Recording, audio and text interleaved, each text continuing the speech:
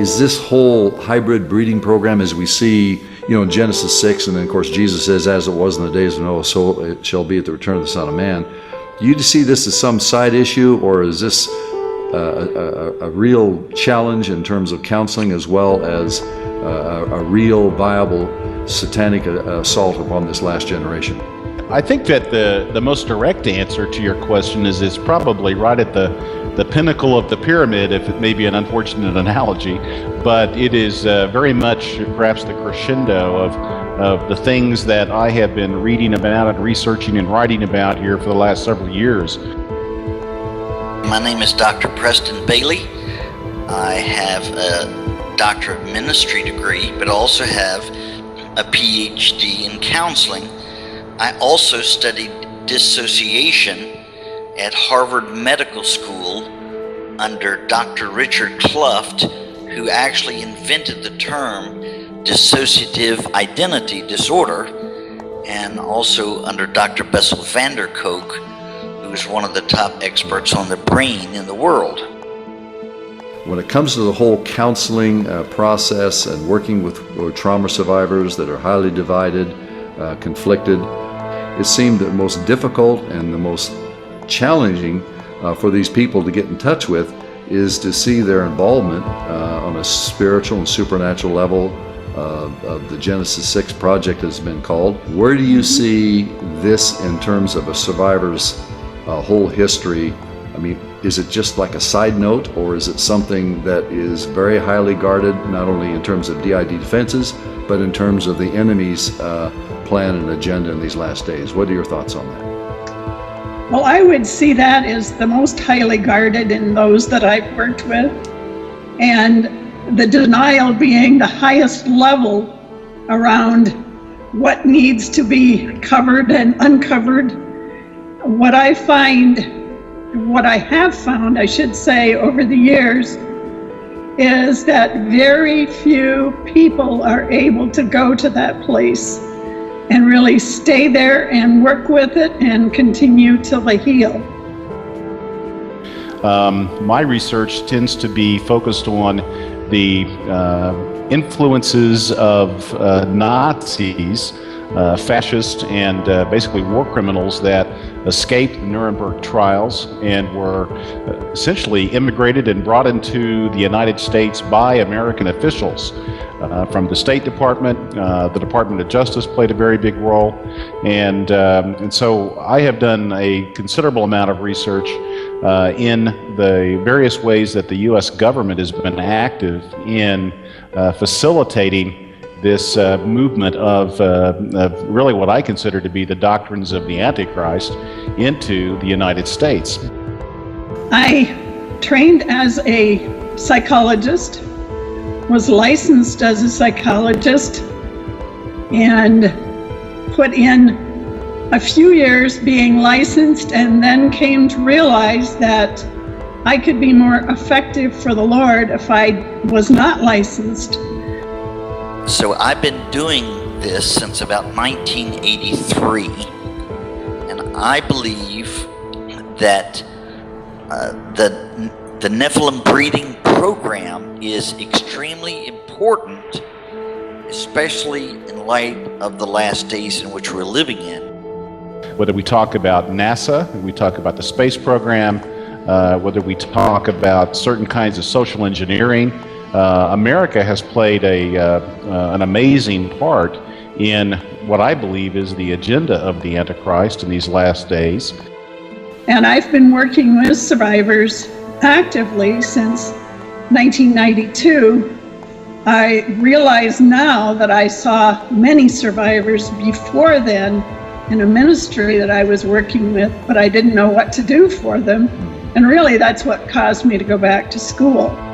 I've counseled people with DID in Germany. I've been all over Canada counseling people. I've counseled people from Australia and throughout the United States. So I went to South Africa and ministered and saw many, many who were survivors, but of course not able to really get into the type of counseling that they needed. But even there, I suspected that there was, for the people I saw, things that were much deeper and needed the Nephilim understanding to be able to get to freedom. The many reports that we have and testimonies, not only here but with other people, is that the report of women being sexually assaulted and involved, exactly what we have in Genesis 6, producing a hybrid offspring, not in a laboratory, not in recombinant DNA process, but the actual result of copulation between fallen angels, as it's there in the text in Genesis 6, women reporting this today. Does that fit within any of your research in terms of how we could get to this point? Well, I think that there are really two threads that come together in the phenomenon that you see and that you are dealing with virtually daily. Certainly in terms of the work with SRA, DID, the use of the intentional splitting of personalities, dissociative identity disorder. This is very much part of the work that has been done by the CIA. It's really since the 1950s. Dr. Colin Ross certainly talks about that extensively in his books, but many other authors have seen the same thing. If you talk in terms of, which I'm not really into discussions that much about alien abductions and so forth, but there's no question that's another phenomenon as well. The notion of hybrids, of the idea of aliens or fallen angels, in effect copulating with women, human women, creating a Nephilim or a hybrid. That is a theme that you see in many reports, both within the Christian circle as well as outside. And so the fact that these two things could come together, it's actually not surprising. It may be startling, it may be astounding, but from the standpoint of the facts and the things that have been reported by not just a dozen, but hundreds and hundreds of persons, it certainly does fit in. And so I find it completely possible. That does tie into the research that I've done. Because this is one of the keys of Lucifer's plan to get an army in order to fight against the Lord Jesus Christ at a key battle in the last day. And my understanding of the work that you and other counselors have done fits in again right at the pinnacle of what is going on in the world today.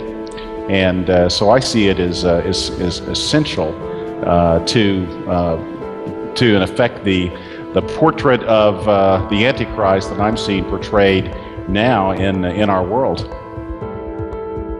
They use trauma to hide the breeding program behind it.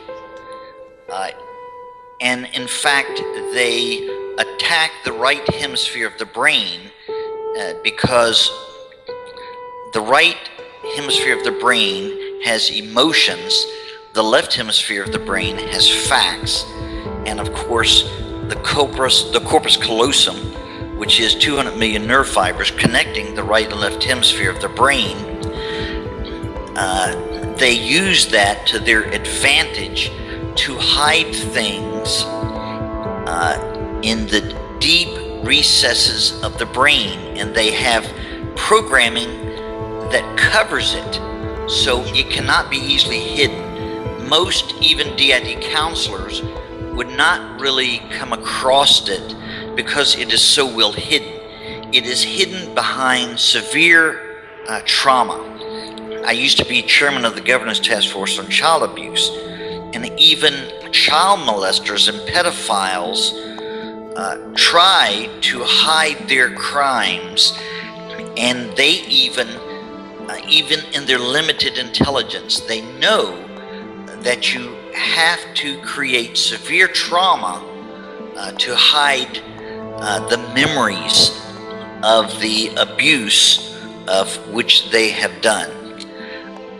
So it's very important for Christian counselors to look for a core system that is hidden.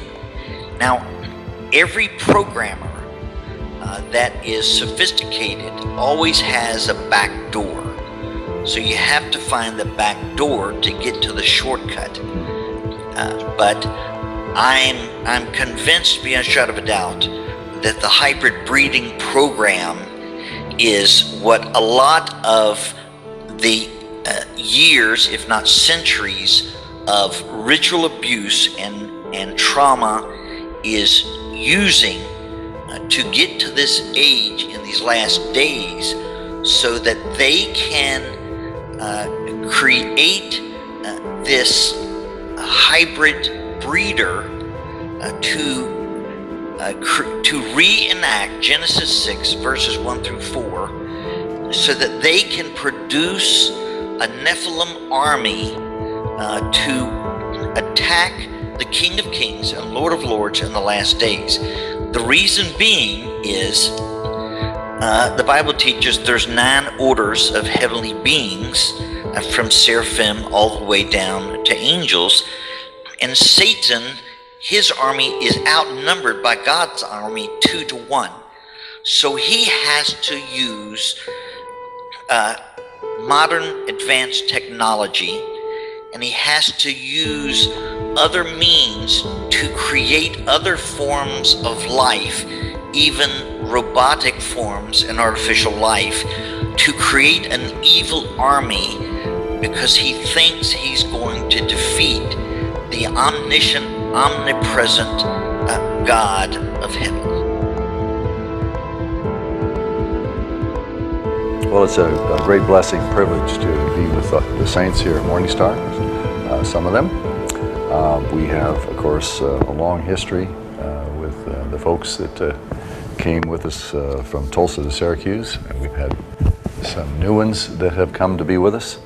And so we're looking forward to introducing them to you in this documentary interview. I would say right at the outset, as I was praying this morning and meditating, the verses in Joel came to mind: put the trumpet to your mouth and warn my people. If anything comes across in this particular interview with our friends in South Africa and whoever else will be viewing this, it's extremely late. You have no idea how close we are to the Lord's coming unless you understand the significance of the birth of the nation Israel, and where that fits into the prophetic timeline of where we are in history. With your backgrounds, which we will introduce you after we give some biblical framework, your backgrounds are a witness to what the end time agenda is all about. You are the witnesses. And so people want to know, where's the evidence? You are the evidence. Let everything be established on the basis of 2 or 3 witnesses. And we have not only used witnesses, but others that I've worked with throughout the last 25 years who have borne testimony that corroborates yours. I think of Debbie in Phoenix. I think of Julianne in Las Vegas. I think of Barbara in New Jersey. And so there are others that I have been in touch with. So this is a representation of the fact that we are living in the last days. And I wouldn't say the last days, we're living at the end of the end. So in order to just continue on with our introduction yesterday with my dear wife Lori, I want to give just a brief biblical outline and overview of what we're going to be considering together as we hear these testimonies and focusing on what the end game is. And so I want to begin with Matthew 24, where our Lord actually gave the prophecy there. And I won't go into all the details, but just pick out that one statement that he made with reference to his second coming. It's important that Matthew 24 is, of course, speaking about the second advent and not the rapture. We've covered this on the Bite Show. But in Matthew 24, 36, says, but of that day, that is the coming of the Son of Man, no one knows, not even the angels of heaven, nor the Son, but the Father alone. For the coming, the parousia of the Son of Man will be, notice the words, just like the days of Noah. Not similar, just like the days of Noah. For in those days, which were before the flood, they were eating and drinking, and they were marrying and giving in marriage until the day Noah entered the ark. You say, that sounds normal.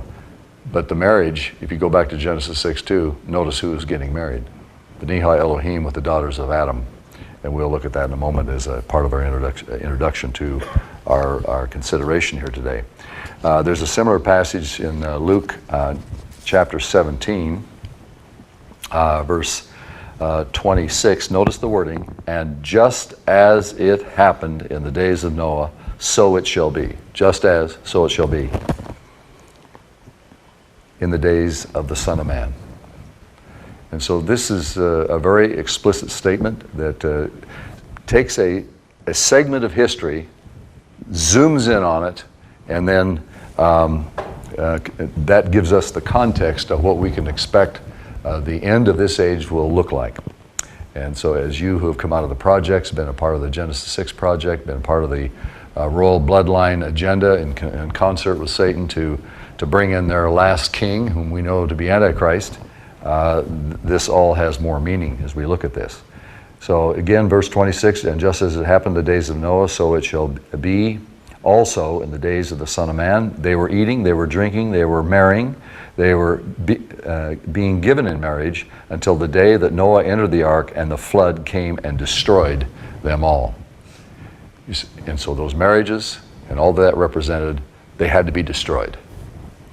I think another verse, I'll just read from Genesis 6, the passage that has been so abused by so-called scholars, and I won't spend a lot of time with this, but just merely cite it, because those that will be speaking to and speaking with and sharing with in South Africa, they've already been oriented on this, and there'll be others that will watch this in the future who are not confused about the line of Seth theory, which didn't even come into vogue until the time of Augustine.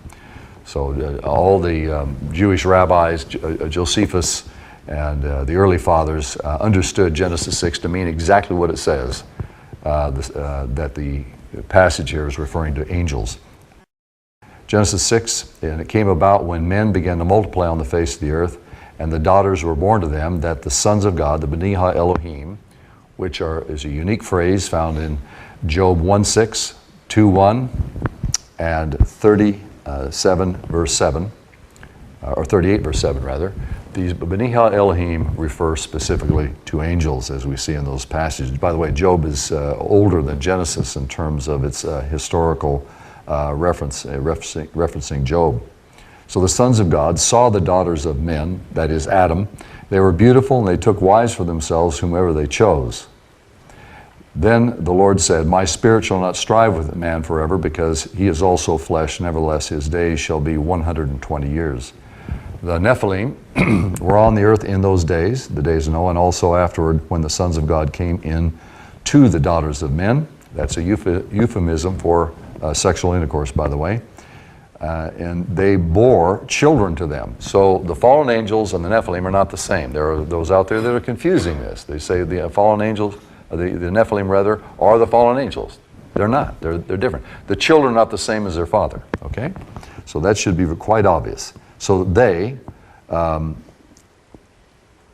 daughters of men, of Adam, bore children to them. That is the B'nai Elohim, the fallen angels.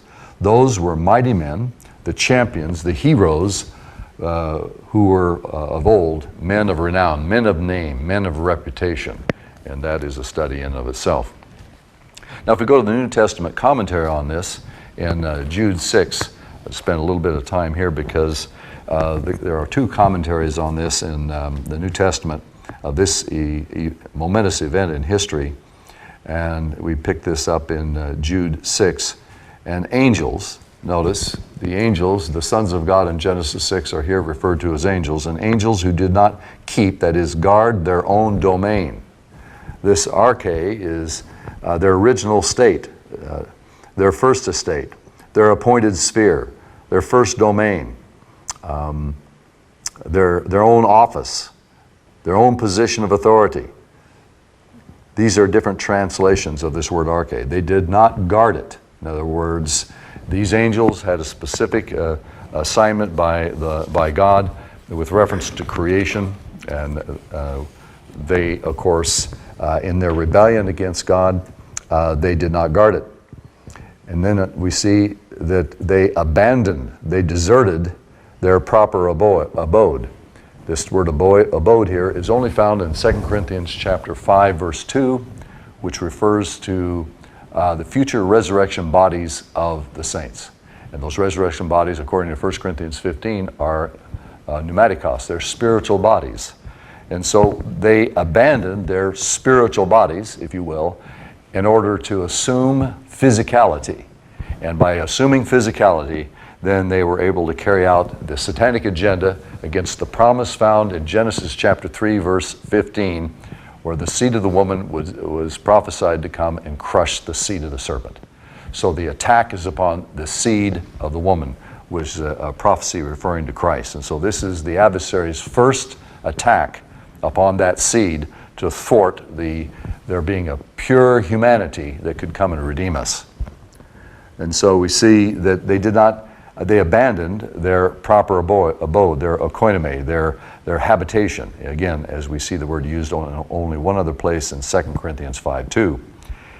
God has kept in eternal bonds under darkness for the judgment of the great day. Well, this is obviously not Satan. We know from 1 Peter chapter 5, he goes about as a roaring lion, seeking whom he may devour. So he's not in chains. The demons and principalities that Paul refers to in Ephesians 6 that we are in mortal combat with, they're not in chains. So who are these? This group of angels can only be those angels referred to in Genesis 6. There's no other biblical option. And so that removes this passage from referring to the fall of Satan. This passage does not refer to the fall of Satan. And then notice we have a comparison to what happened in the days of Noah to what took place at Sodom and Gomorrah regarding a specific sin. And I'll comment on that in a moment on an email that I sent out to those on my email list. And just as Sodom and Gomorrah and the cities around them, since they, in the same way as these, by the way, that pronoun, these, refers back grammatically to the angels of verse 6.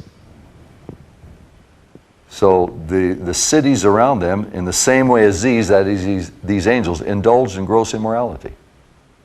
It's a strong term, not pornuo, but ekpornuo. And they went after strange flesh, that is, that which is contrary to their nature and that which God intended. So as those in Sodom and Gomorrah went after that which was contrary to divine order, we read about them in Romans 1, the angels went after women. It was not a part of God's assigned order for them as created beings. And they are exhibited as an example in undergoing punishment of eternal fire. There's another commentary on this passage found in 2 Peter. I'll just read it. And the particular reference here in 2 Peter, of course, the context is the days of Noah. And 2 Peter chapter 2, again, the context, the days of Noah. I will not spend all the time on the passage that it deserves, but it's talking about the judgment on apostate teachers. 2 Peter 2 and verse 4, if God did not spare angels when they sinned, but notice, cast them into hell, Tartarus, which is below Hades. It is the abode of the rebellious titans that we find in Greek mythology. They're in prison. Well, let me ask you this. Is Satan and demons in prison? The demons that were manifesting when Jesus walked this earth, were they in prison? So who are in prison? It's a specific group of angels. So the line of Seth theory is really just a theory. It's eisegesis, it is not exegesis. So these particular angels that sinned in Genesis 6, notice what it says, they were cast in, literally, it's a term is they were tartarized, they were placed into Tartarus and committed them to pits of darkness reserved for judgment, and did not spare the ancient world but preserved Noah, a preacher of righteousness. See the context? It's clear. It's how anyone could relate the sons of God in Genesis 6 to angels is quite baffling, but I believe it's about spiritual warfare. It's about Satan trying to obfuscate and cover up his real end-time agenda. Now, there's one other prophecy that I want us to look at in preparation here as we interview these saints that have been a part of the projects and part of the generational agenda in these last days. And that prophecy is found in Daniel chapter 2. We're all familiar with the prophecy of the image that's presented there. We see in Daniel 2 the image that represents the kingdoms in Daniel's day, from Babylon all the way through to Rome and the revived Roman Empire. And we see in the last part of this vision, which Daniel is interpreting for Nebuchadnezzar, verse 40, there will be a fourth kingdom. This is Daniel 2 and verse 40. As strong as iron, inasmuch as it crushes and shatters all things. Like iron that breaks in pieces, it will crush, it will break all these in pieces, all the kingdoms. And in that you saw the feet and the toes, partly of potter's clay, partly of iron. It will be a divided kingdom. And that is, of course, that in the Aramaic and the Hebrew, this always means an unnatural and violent division, causing discord and disharmony. It will be a divided kingdom. It will have in it the toughness of iron, inasmuch as you saw the iron mixed with common clay. And as the toes of the feet were partly of iron, partly of pottery, and some of the kingdom will be strong and part of it will be brittle. And in that you saw the iron mixed with common clay. They will combine with one another. Notice these words. They're very specific, and they are pointing to mixed marriages.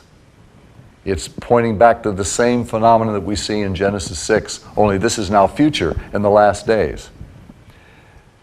They will not combine with one another in the seed of men, so the they and the seed of men are separate, but they, in contrast to the seed of men, will not adhere to one another, even as iron does not combine with pottery.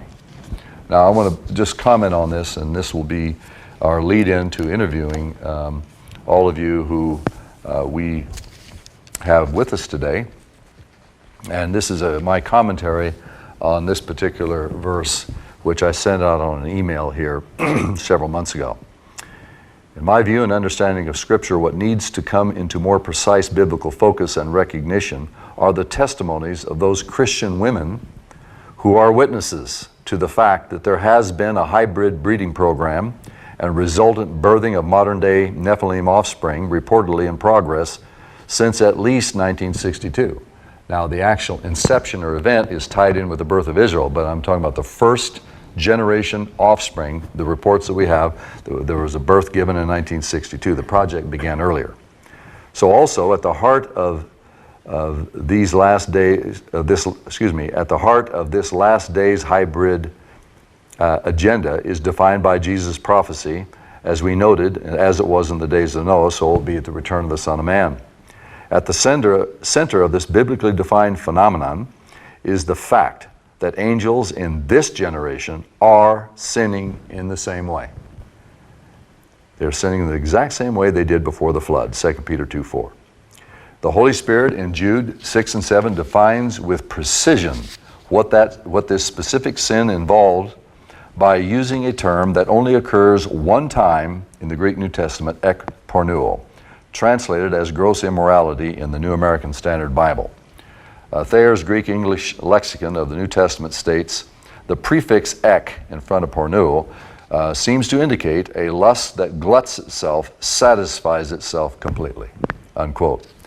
This word is the intensified form of the Greek term pornuo, which means to engage in any form of sexual immorality, such as is found in 1 Corinthians 6:18, 10:8, Revelation 2:14 and 20, etc.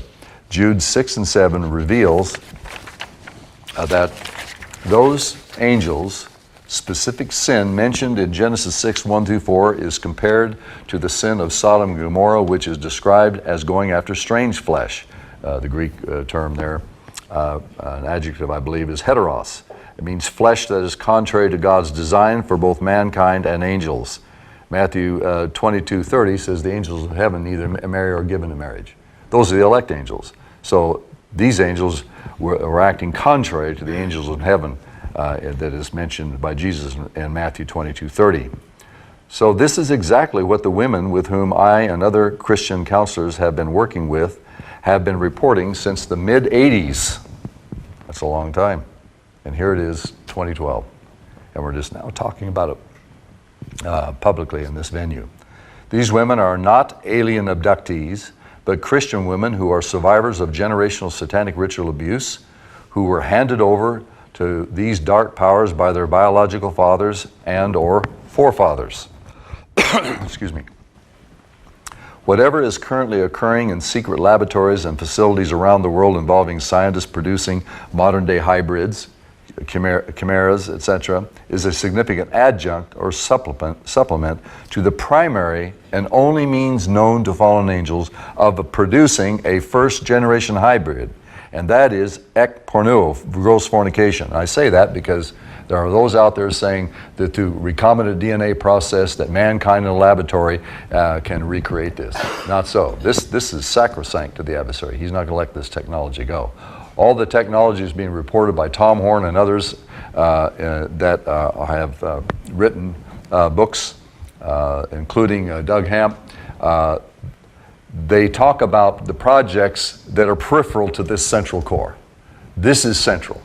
And what I'm saying is that what has happened to you ladies and others that I know is exactly what we have in Genesis 6, whereas all that which is being talked about in terms of the forbidden gates and the work of Tom Horn, which has been wonderful, is some of it is peripheral, and it is a part of that which is reported in the pseudepigraphal books like Enoch and Jasher. But the central focus of what we have in the Word of God is exactly what you women have reported in others. So this gross fornication, this is what the Bible states, which corroborates what the witnesses of this phenomenon have consistently reported, which is at the heart of Jesus' prophecy in the passages we've already cited in Matthew 24:37 and Luke 17:26 and 27. Now in the passage we read in Daniel 2:43, it is highly significant that the Holy Spirit uses the Aramaic word arav 3 times, and is translated as mixed, and then twice as combined in that one verse. Mixed and combined, that is in the New American Standard Bible. And in the footnote, number 67 in the Net Bible, quote, says, the reference to people being mixed is usually understood to refer, now get this, to intermarriage, unquote. Intermarriage. So there we have it. If you want to follow this up further, you can go to Wikipedia and type in royal intermarriage. You see the mindset and the agenda of the kings of the earth as they are mentioned in Psalm 2 and, of course, throughout the book of Revelation. These kings of the earth are, of course, governed by these same powers and agenda to destroy the human race and thwart the coming of Jesus Christ. So this word we're talking about here, arav, is in the Aramaic, but the cognate term is used in the Hebrew and Ezra 9:2, and notice how it's translated in Ezra 9:2, which was God was forbidding the children of Israel to mix with the wives of foreign nations. It's translated in intermingled, same word, and which describes illicit marriages with the holy seed or Old Testament people of God. This term was used as a pledge or a guarantee between two parties, this particular word that we're referring to in Daniel 2:43. In this passage, that is Daniel 2:43, the prophetic implication is that the fallen watchers or fallen sons of God in our generation have once again obtained women by collaborating with the contemporary kings of the earth.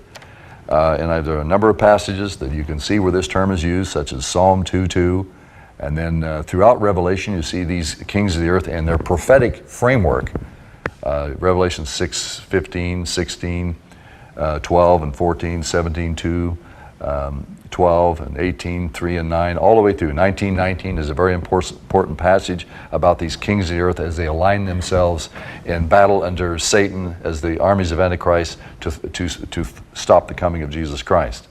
So these kings of the earth in our generation, they have sired daughters to be given as a pledge in exchange for technologies, which are now being employed by scientists around the world involved in transhumanism and human enhancement technologies. And we can thank Tom Horn for the work he's done on Forbidden Gates, Nephilim Stargates 2012, some of this research that we see in Doug Hamp, although I do not agree with how he sees Antichrist coming to being, because it's a theory, but he's done some excellent research and articles on this.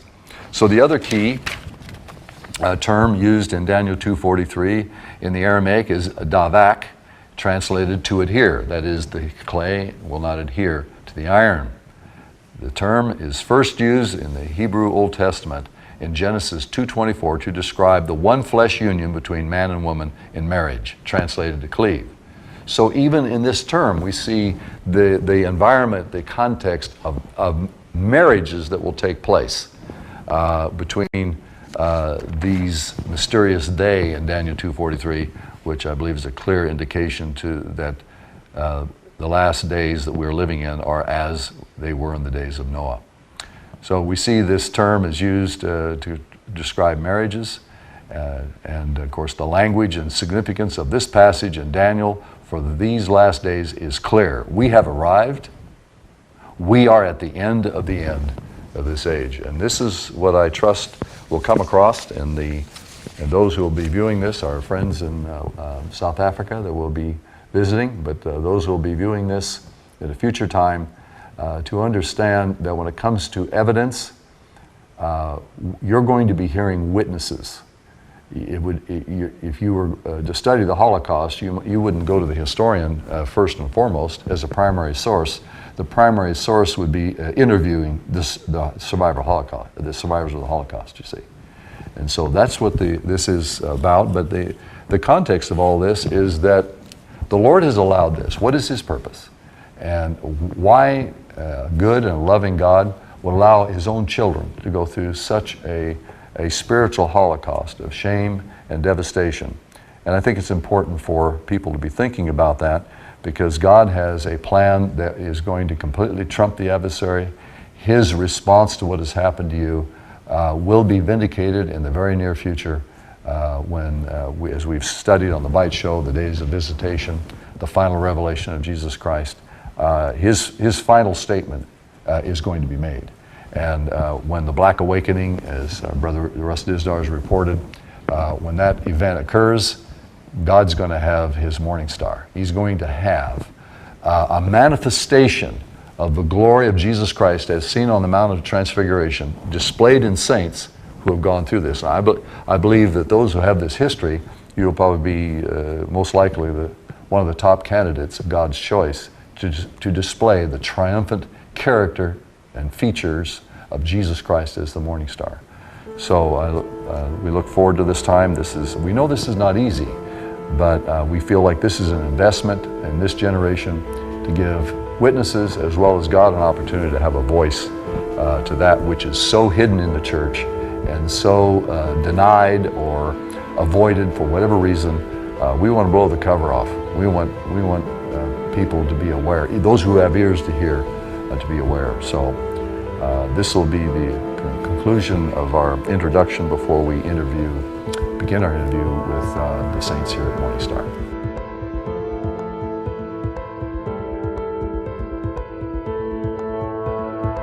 This is something rather new to me. With some of the younger people I'm working with, in the past, it was Mangala or Dr. Bowlby or PJ, or some of these people were involved in at the trauma-based mind control in terms of programming. But the recent reports I have with the younger generation, what they are reporting is that the existing hybrids are present doing specific kinds of trauma, and actually they're now standing in the place of the programmers. Now this has been new to me, but it's been a collaborative, or I should say cooperative, that there are hybrids that are now doing the programming, and it makes the internal structuring, of course it's supernaturally involved, but the structuring is very, very complex. But I have to say that these people are being resolved much quicker because of what the Lord has taught us. But it looks like to me all the stops are pulled out, and the hybrids are real, and they're involved in doing the trauma and programming. That's the report I have. So I don't know if you have any thoughts or comments. Yes, I concur 100%. Here's an interesting case I had just 3 weeks ago. This was just 3 weeks ago. I never met the woman. In fact, I have so far just talked to her on the telephone. I had her and her husband on the telephone, and an associate that helps me. I was able to, in the first session, I was able to get past the trauma, and I never mentioned Nephilim. I never mentioned anything related to that at all. I never mentioned hybrids. I never mentioned breeding. Never mentioned any of that. I just asked her open-ended questions. No one can say that I put any memories or thoughts into her mind. I just asked her open-ended questions. I would say, for example, what do you see? And one of her alters came up, and she said, I am in a deep underground military base. This is in California. It turned out her grandfather worked for a private aerospace contractor for the U.S. military. He would take her on a regular basis to this deep underground military base, and she would describe in detail a table, a surgical table she would be placed on. She described military scientists who would program her. She described strobe lights. She said very clearly, I hate strobe lights because that's what they would use to traumatize me. But we also found an altar that said these hybrid creatures were in the deep underground military base one day in a laboratory where they programmed her. I never mentioned anything remotely like this.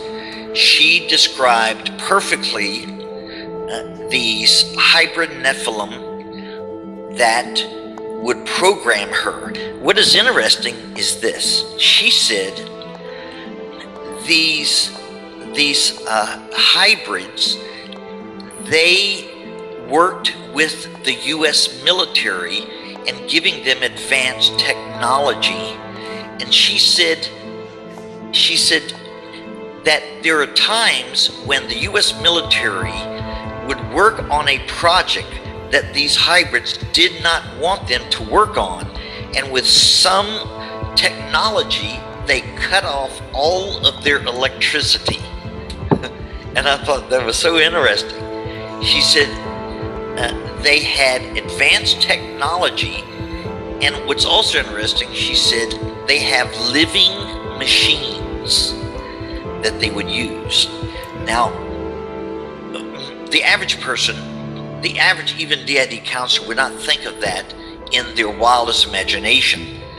And she described this perfectly. These living machines would also be used to program her by these Nephilim hybrids.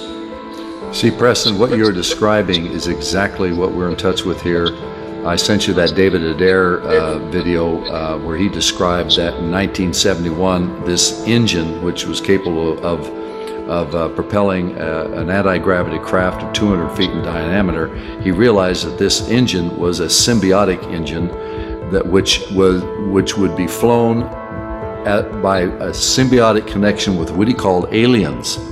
The reports that we have now is once, like in Genesis 6, when these angels They did not guard their original arche, their assigned sphere of rule, but they abandoned their oikoinome. We know from not Genesis, but 2 Corinthians 5:2, that oikoinome is a reference to the future resurrection body of believers.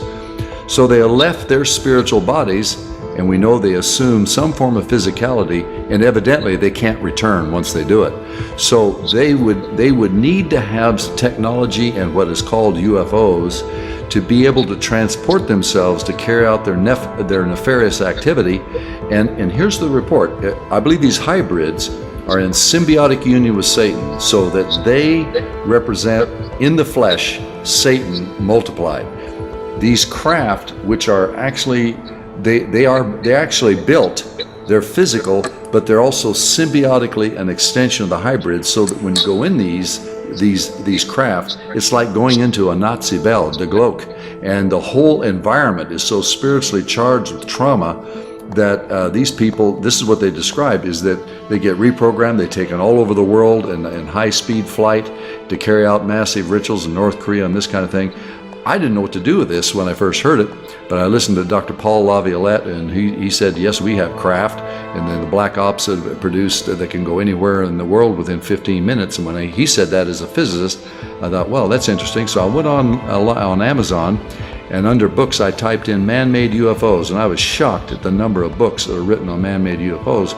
But here's the whole point, is that I believe that these symbiotic craft, they are an extension of the hybrid, so that they respond, perhaps telepathically, I don't know how they do it, but these entities need them now because they abandoned their oikoinome, and it's just like Genesis 6, only now they're adapting their deception in these last days to think, well, this is all an alien phenomenon, and they're going to come back and lead us into the new age and all that kind of stuff. But it seems to me where we are in history right now, Preston, is that we are at the very end of the end, and the next major event is disclosure, and everything's in place. These crafts, some of them I believe are fallen angels manifesting, but some of them are real, they have physicality, and you just substantiated that, Preston.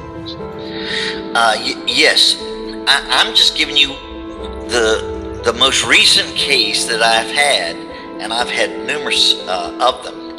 She would say, now this is just one woman, and I've only talked with her twice. So she said all of this in just twice. And no one, her husband was there, and another counselor was there. They can never say I put anything into her mind. I just ask her open-ended questions. She described, she says,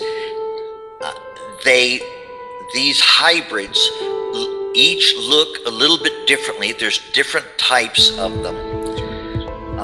She said that they would take babies out of her after about 3 months. She said that some of them, she said they would put them in an incubator. Some of them, she said, would be put in the sky in these, she called it crafts, C-R-A-F-T-S. And she said some of them would be put in the incubators, and they would take them underground into a special room in the deep underground military base. She also described that she described the time-space continuum. And I mainly just counsel what's called highly complex SRADID now, and all of them talk about space-time, like Albert Einstein talked about, and Christians are really behind time in scientific concept of quantum mechanics, quantum physics.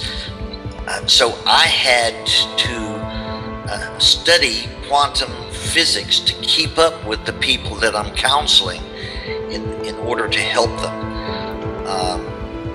And of course, these people do not have a PhD in physics or nuclear science. They would often talk about a ship that they were taken up into the sky. That's their words. She said they move through time by quantum teleportation.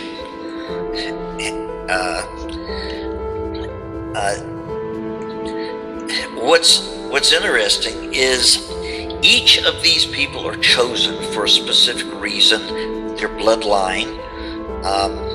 This woman in particular, I would just ask her what was her job, and of course she talked about breeding many creatures. She didn't call them children, but she said they even did experiments on her, and she would describe them in detail. She doesn't really talk about UFOs or anything, because she looked at these as hybrid Nephilim creatures. That's the way she looked at them. I didn't mention that to her. In the 10th grade, she scored 100% in chemistry. In physics, she scored 94 on a test that measured that. She would, when I first talked with her, she would talk about specific pain in different part of her body, and especially in her jaw.